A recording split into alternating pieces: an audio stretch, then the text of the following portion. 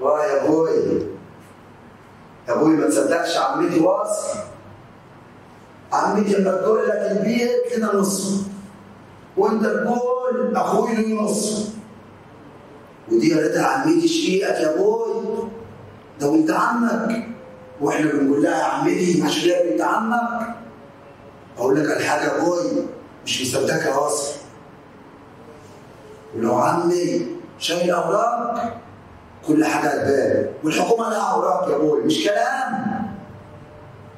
ولا ايه رايك يا اخوي؟ والله كلامك صح يا ولدي،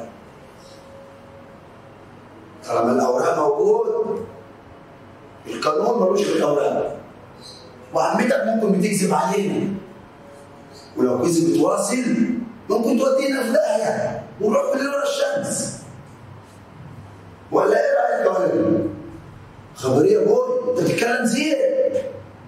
عايز اقول لك على حاجه، انا عمي تعب في المستشفى ويقول لك ان انا لا نص البيت، وبنت عمك تقول لي لا نص البيت. مش عارفين مين فيهم المستهدف ومين الكذاب يا ابوي. نيجي ورا مين؟ ورا الكلام ولا نشوف ورق يدينا ورق ويثبت القانون؟ ملوش غير ورق هو اللي صح. تمام يا ابوي؟ وبعدين انا عايز اقول لك على حاجه، يعني مش تبقى انت فاهمني بس يا ابوي، انا جاسك انت ابوي ومربيني ومداسك على راسي من فوق، انا مش معدل عليك. انت عارف وسيدي عارفين ان عمتي بتبيع خضار في الشارع يا ابوي، وسافرت مصر وعايشه هناك، والقاهره بقى كلهم بيبقى عالم مفتحين وناس، يعني مش هتبقى زي هنا البلد يا ابوي برضه. ولا انت ايه رايك؟